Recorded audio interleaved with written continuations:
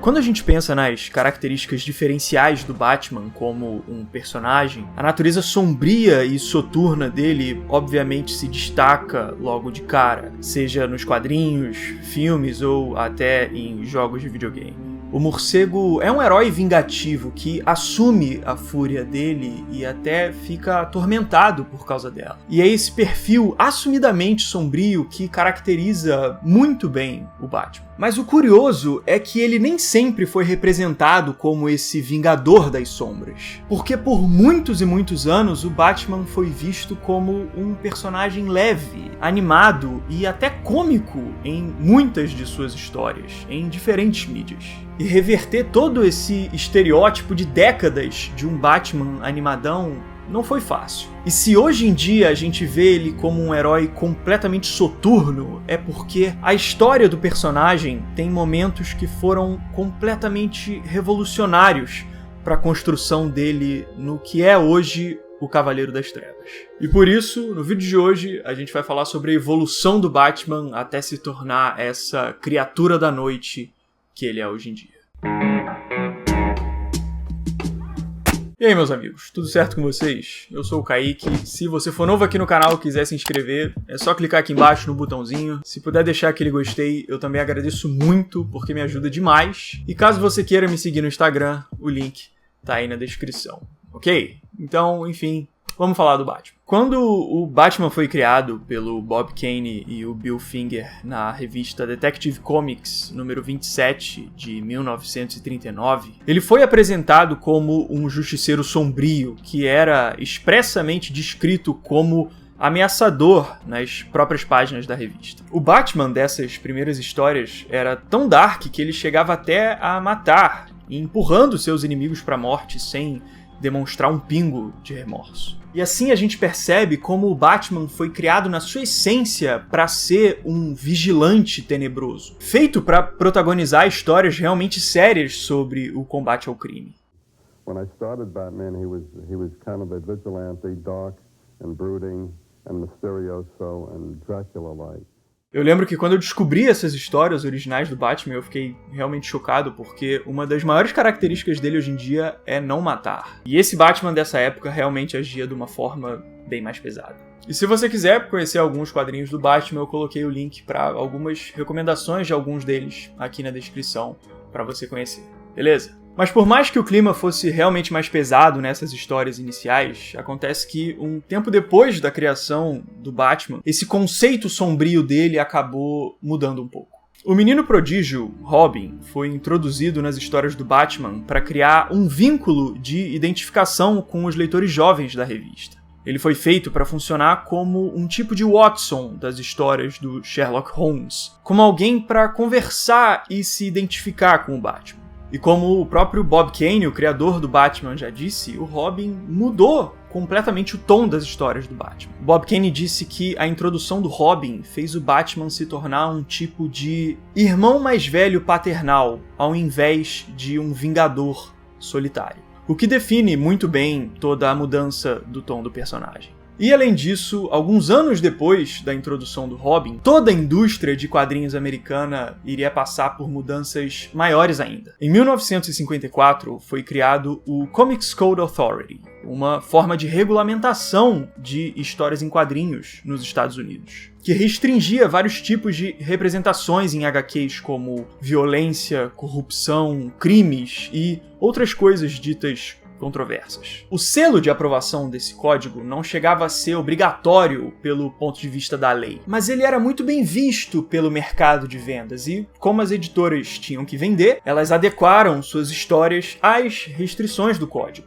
e isso também incluiu o Batman. Se na primeira aparição dele o Batman era sombrio e mortal, depois do selo do Comics Code, ele se tornou essa coisa mais colorida aí que vocês estão vendo. Chegando até a usar esse uniforme de arco-íris. E assim as histórias do Batman ficaram mais leves e até cômicas em alguns pontos, mostrando ele usando uniformes coloridos para chamar a atenção dos criminosos, combatendo o crime ao lado de um cachorro, muito simpático inclusive, e até participando de Olimpíadas espaciais contra alienígenas. E depois de todas essas mudanças que a gente viu, o Batman passou a ser visto pelo público como um personagem bem menos sombrio e mais animado, digamos assim. Só que esse estereótipo de Batman animadão e colorido aumentou ainda mais com outra série de histórias que fizeram sobre o Homem-Morcego. Em 1966, estreou nos Estados Unidos a icônica série de TV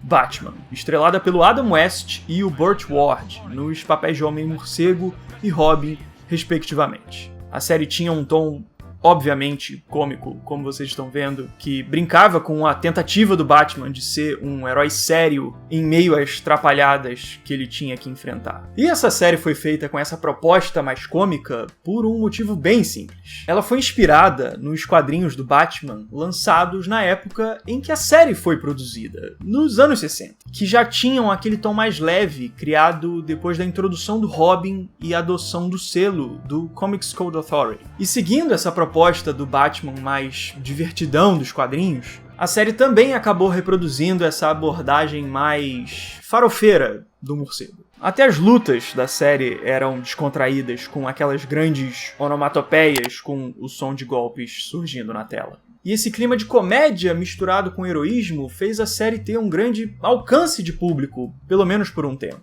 Porque ela era engraçada para os adultos e super envolvente para as crianças. Pior que até eu acho engraçado. Hoje em dia, se eu pego um episódio, eu acho divertido. E com esse largo alcance de público, a série fez o Batman ser definitivamente estereotipado na cultura pop como um personagem ultra divertidão e colorido. Mas por mais que essa impressão sobre o Batman tenha sido bem marcante por um tempo, nos anos seguintes essa temática mais animada das histórias dele acabou ficando repetitiva e ficou cansativa, o que reduziu as vendas dos quadrinhos e fez a série de TV ser cancelada. E esse momento de crise da vida do Batman abriu espaço para outros artistas começarem a trabalhar uma mudança no tom das histórias do Batman nos quadrinhos. Nos anos 70, o Dennis O'Neil, o Neil Adams e outros artistas fizeram histórias mais sérias sobre o Batman, que se inspiravam mais naqueles antigos conceitos originais de Vingador Sombrio do Batman e distanciavam o personagem daquela pegada cômica dos anos 60. Até o Coringa acompanhou esse amadurecimento e acabou ficando mais maníaco e menos bobalhão. So we turned Batman into a modern hero who fought crime at night, not in the daytime.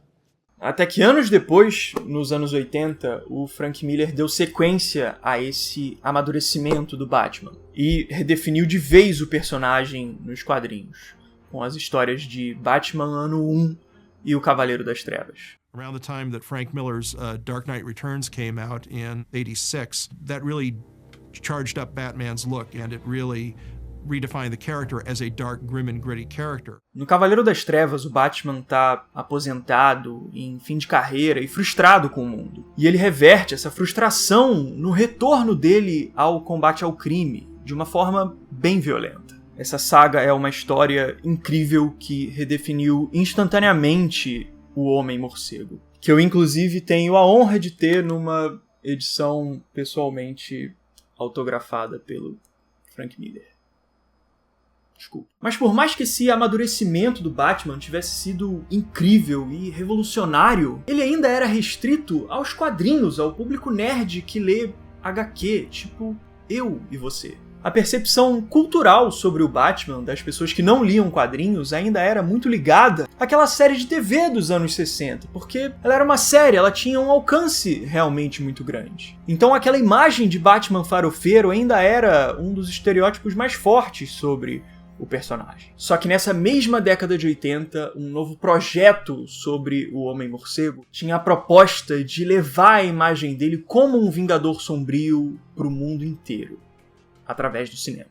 Tudo começou em outubro de 1979, quando o colecionador de quadrinhos e produtor de cinema Michael Uslan comprou os direitos cinematográficos do Batman da DC Comics. E como Yuslan era um profundo conhecedor da mitologia e da história do Batman, o objetivo dele era fazer um projeto que fizesse o Homem-Morcego voltar a ser aquele Vingador sombrio que o Bob Kane e o Bill Finger idealizaram lá na criação do personagem.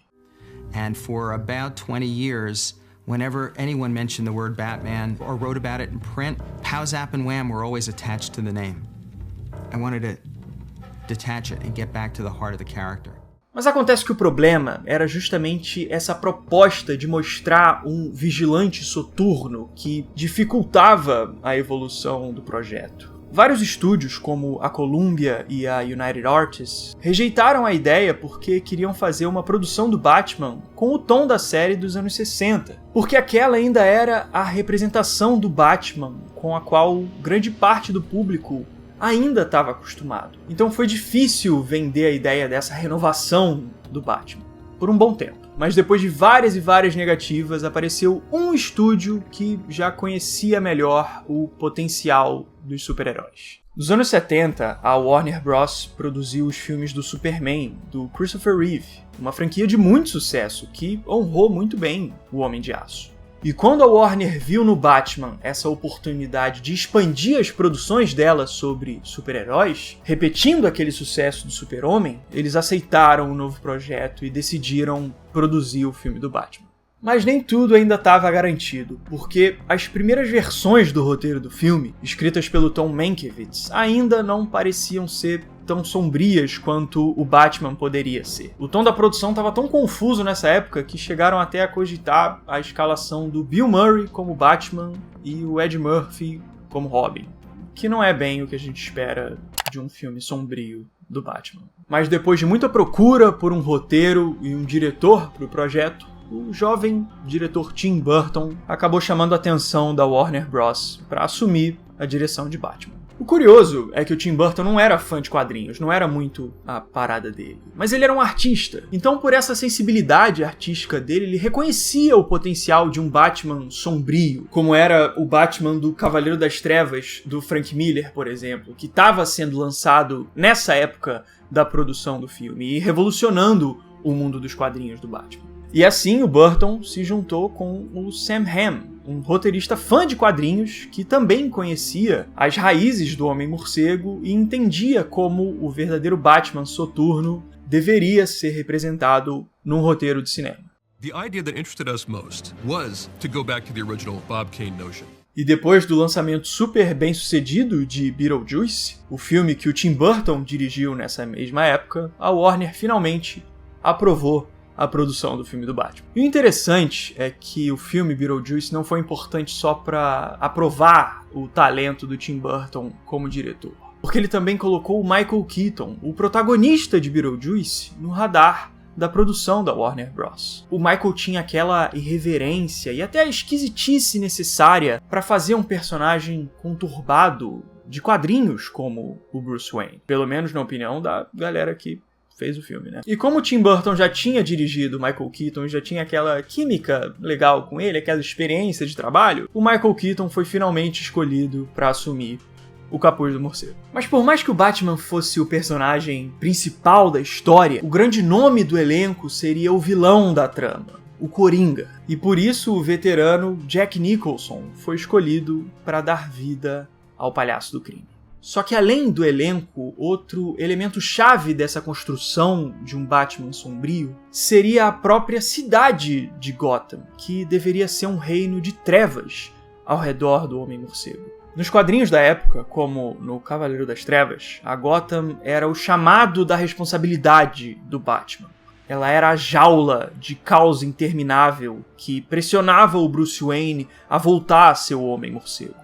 E para reconstruírem essa imagem do Batman Vingador, a Gotham do filme precisava reproduzir esse mesmo mundo fechado de crime e caos. E um dos principais nomes que deu vida a essa descrição de mundo soturno foi o designer de produção Anton Furst. O Furst tinha a ideia de misturar estilos de arquitetura para fazer Gotham algo caótico e até propositalmente feio em alguns pontos. como pode ser visto nesses conceitos do Nigel Phelps, que trabalhava na equipe de produção artística do filme. E com base nesse conceito caótico, Furst criou no filme uma cidade que era um purgatório, que refletia a descrição do roteiro do filme, que dizia que Gotham era como se o inferno entrasse em erupção pelas calçadas. O Furst se desprendeu da realidade na criação dessa Gotham e fez ela ser um personagem da história, que encara os cidadãos da cidade reféns da opressão dela. Aquele inferno representava a extensão do caos urbano rumo à ruína da sociedade.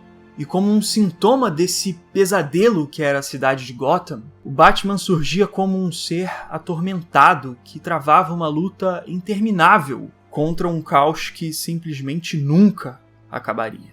Para fazer esse Batman sombrio, o Burton entregou um Bruce Wayne atormentado que não consegue desapegar das suas dores internas. E esses traumas fazem do Batman um justiceiro compulsivo que vê na vingança a razão da vida dele.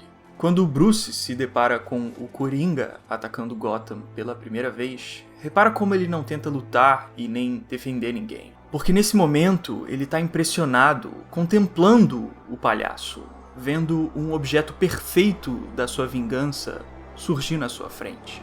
O Batman precisa da raiva, da vingança, desse ciclo interminável. E se esse Homem-Morcego era o resultado do caos de Gotham, o Coringa, por outro lado, era a consequência da vingança do Batman. Porque a origem do Coringa na história era ligada à ação do Batman. E dessa forma, o filme não mostrava só um conflito entre um herói e um vilão, mas sim o combate entre duas pessoas atormentadas e perturbadas que vivem, cada um da sua forma, à margem da sociedade. What are you talking about? I made you. You made me first. E foi essa proximidade do vigilante com o vilão, do heroísmo com a obsessão, que fez a estreia de Batman em junho de 1989 repaginar para sempre a impressão do público sobre quem era o Bruce Wayne. O lançamento quebrou recordes de bilheteria, alavancando uma febre que foi conhecida na época como a Batmania. De tão grande que foi o impacto dessa nova representação sombria do Batman nos cinemas. Toda essa jornada, tanto nos quadrinhos quanto no cinema, para a construção de um novo mito do Batman, e o impacto da recepção dessa nova versão mostram como a visão do público geral sobre o personagem mudou radicalmente a partir desse ponto específico do ano de 1989. Se antes disso o Homem-Morcego chegou a ser visto como algo diferente de uma criatura das sombras, depois de Neal Adams, Frank Miller e Tim Burton não havia mais dúvidas que o Batman tinha se tornado o Cavaleiro das Trevas.